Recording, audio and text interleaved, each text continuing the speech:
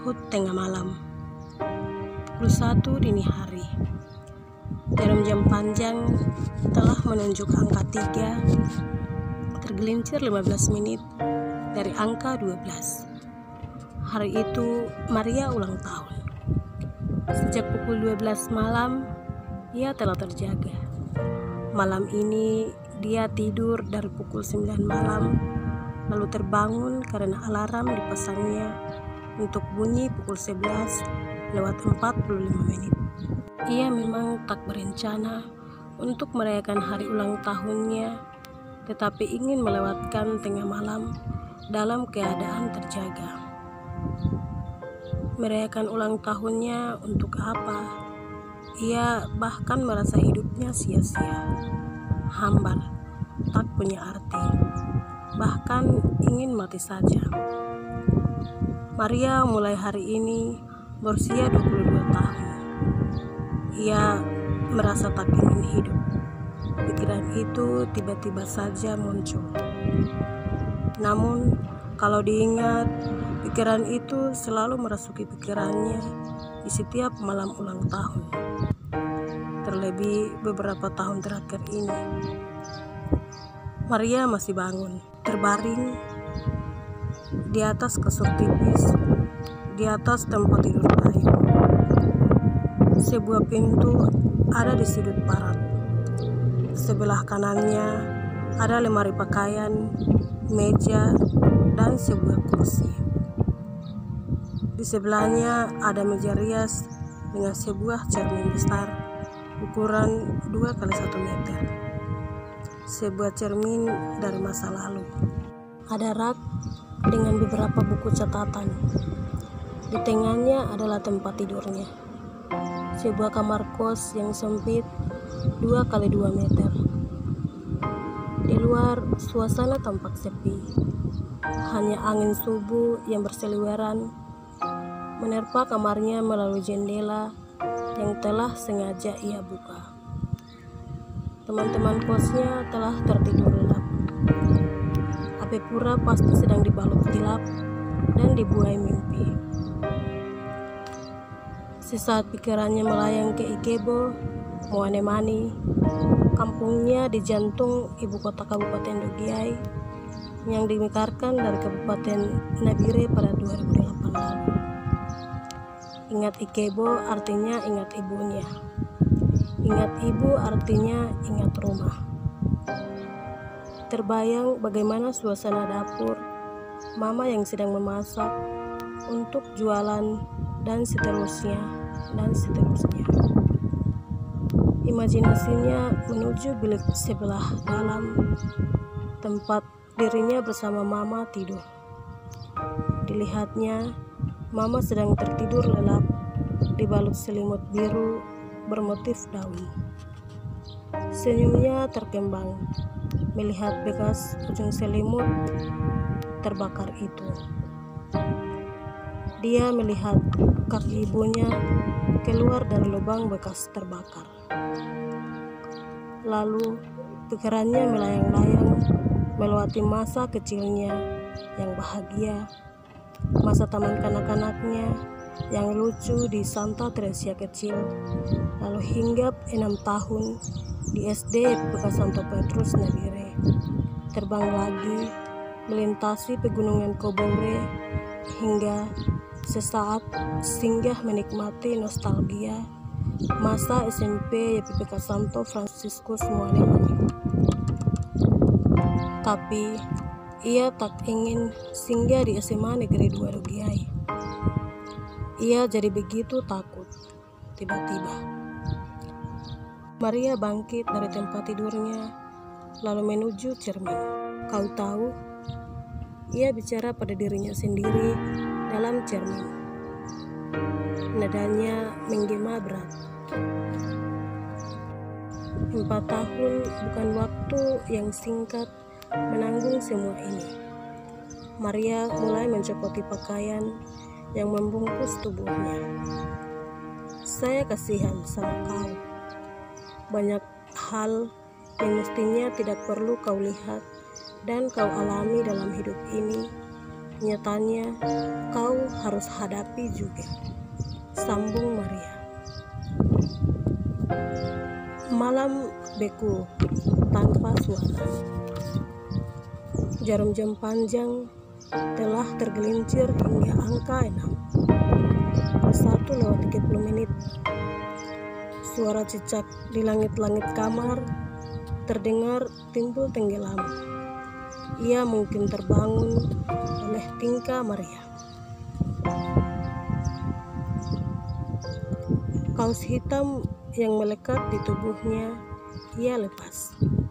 Begitu juga celana pendek, BH, hingga celana dalam berguguran satu-satu ke lantai. Inilah perayaan sederhana bagi dirinya menyambut ulang tahunnya. Barangkali cicak-cicak di langit-langit yang bernasib mujar. Setelah terbangun tengah malam karena keributan Maria, akhirnya ia dapat tontonan gratis. Binatang kecil itu berdecak kagum sambil menggoyang-goyangkan ekornya. Sementara Maria di bawah sana tak peduli pada ocehan cicak. Matanya menatap tajam pada wanita di cermin tanpa busana itu, bayangan dirinya sendiri. Dirinya jelas-jelas tergambar di cermin. Kulitnya yang coklat manis. Dalam keremangan malam, tubuhnya seolah memancarkan sinar gaib. Hidungnya agak kecil, mancung. Pinggulnya ramping. Andai Maria menoleh sambil tersenyum, lelaki mana yang tak meleleh hatinya. Rambut keritingnya berkilat, panjangnya sebahu, diikat satu konde ke belakang. Di Universitas Cendrawasih, banyak yang terpesona pada rambutnya kala ia kepang dua atau dibiarkan terurai sehingga berombak. Tapi Maria muak melihat itu semua. Maria sangat benci. Maria marah melihat tubuhnya yang ramping tanpa cacat itu. Maria muak pada hidungnya yang ramping dan mancung itu. Maria benci pada pinggulnya yang ramping. Maria tak menginginkan rambutnya yang keriting sebahu itu. Maria benci pada rambutnya yang berkilat indah. Maria benci pada payudara yang menggantung indah. Maria paling tidak suka pada vaginanya. Maria benci jadi perempuan. Ia tak ingin menjadi perempuan. Menjadi perempuan bukan kemauannya.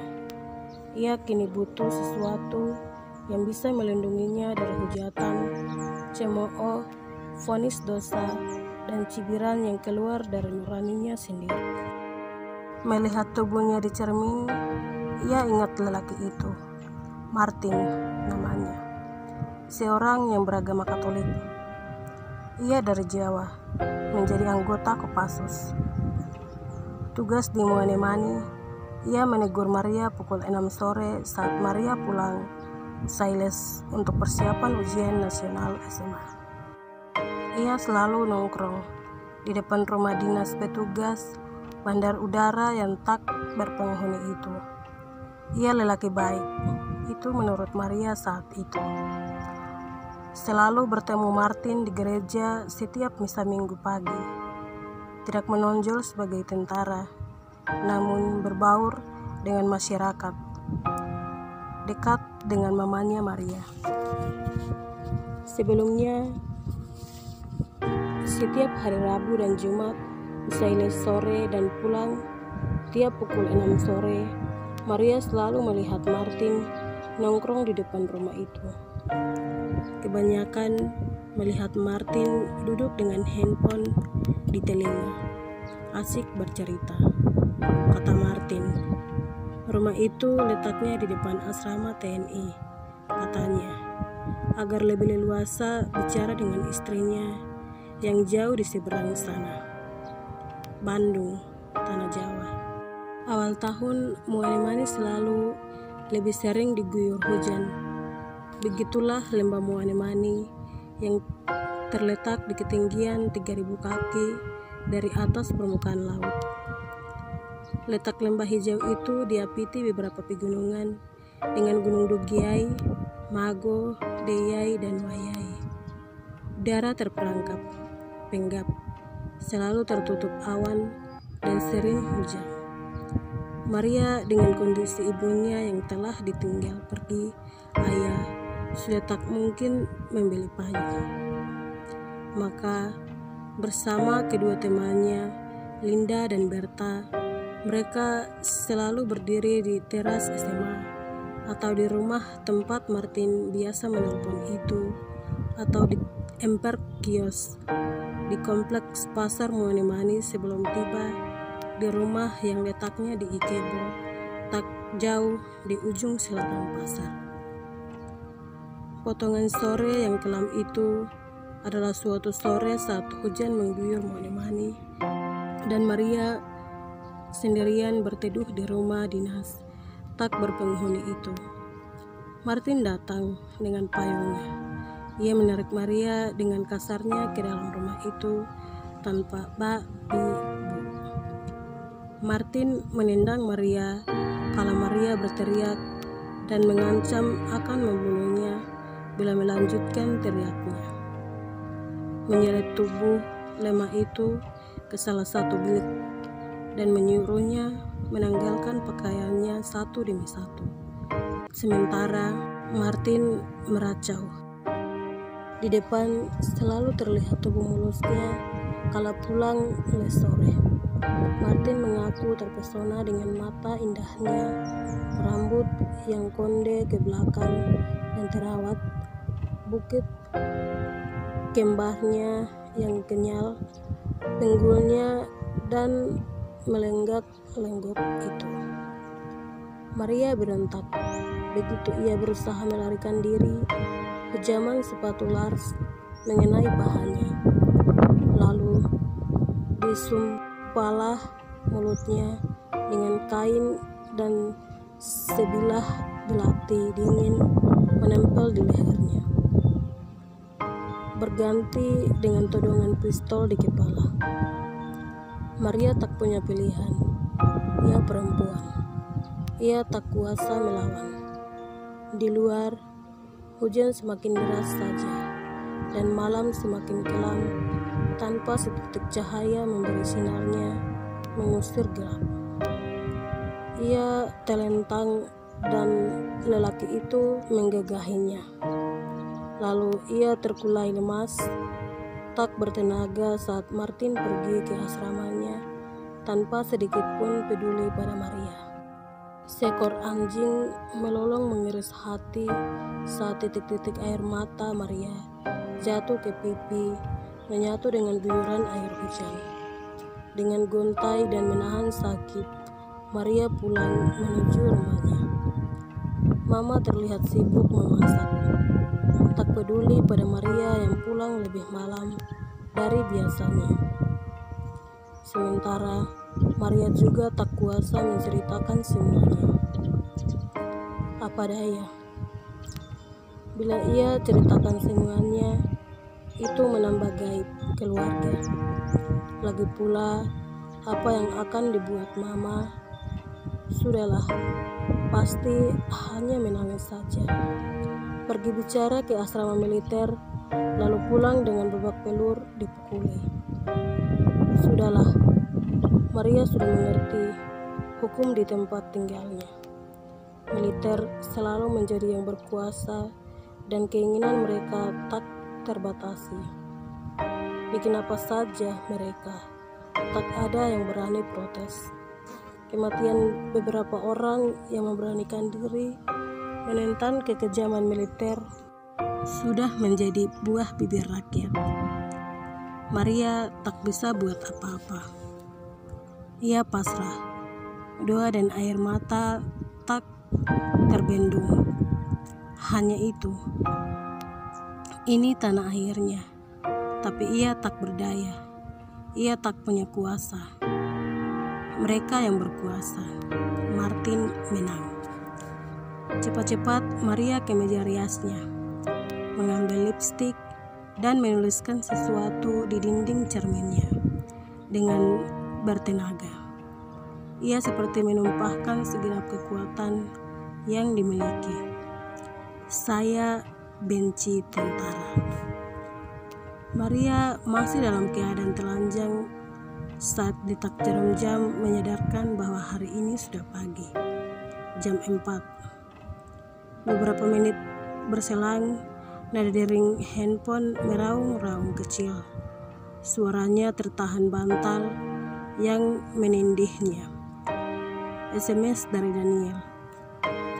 Selamat ulang tahun, Yumabeu. Selamat tambah tua. Ketemu jam 8 di kantin kampus pagi ini ya. Saya ingin traktir kau. Jangan terlambat, oke? Ania Dimi Akepa. Yumabeu yang artinya sebuah panggilan sayang dalam bahasa Sukumi.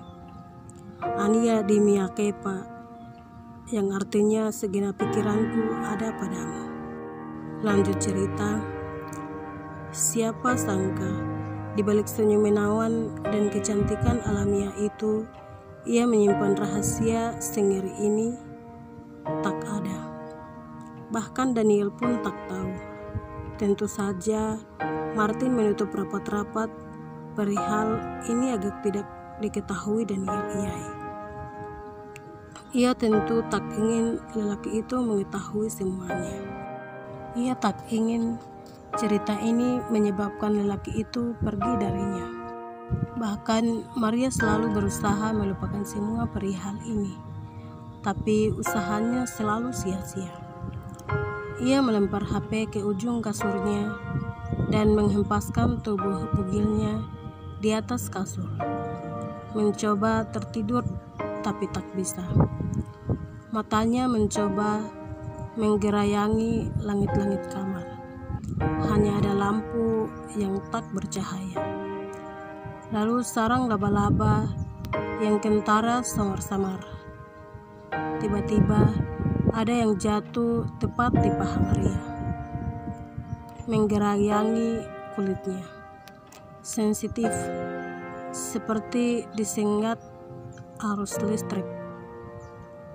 Maria tersentak dan memekik. Semua bayangan tentang masa lalu kembali tergambar. Ketika memandang ke arah lantai, ia melihat seekor cicak lari berbirit-birit menuju lorong di bawah lemari. Maria tidak tidur sejak tengah malam tadi. Tapi setelah seremonial tadi malam, ia merasa perlu meminta maaf pada Daniel yang benar-benar mencintainya. Ia sebenarnya tak sudi kejadian itu menimpahnya. Tapi apa daya. Benar, Daniel ada di kantin. Hanya dia sendiri dengan segelas kopi hangat di depannya. Sedang ia duduk di bangku pojok, tempat biasa mereka duduk dan menghabiskan waktu saat menunggu kuliah berikutnya. Saya minta maaf. Hehe, kenapa minta maaf? Cintaku, saya cintaku juga. Daniel memandang gadisnya. Matanya agak redup. Bola matanya tak berdaya. Sedikit lembab, tapi wajahnya ceria. Pipi tembemnya cocok dengan rambutnya yang terurai dipermainkan angin pagi. Daniel berdiri. Kenapa bilang begitu? Ah, terapa-apa. Maaf saja kalau selama ini saya yang salah. Haha, Daniel tertawa bebas. Maria tersenyum simpul. Wajah kelamnya tersapu senyum kekasihnya yang lepas bebas. Selamat ulang tahun Yumabeu. Tangan saling terulur. Keduanya saling berjabat tangan, lalu berpelukan mesra. Di luar, daun gersen kering berguguran saat angin menerpa kencang.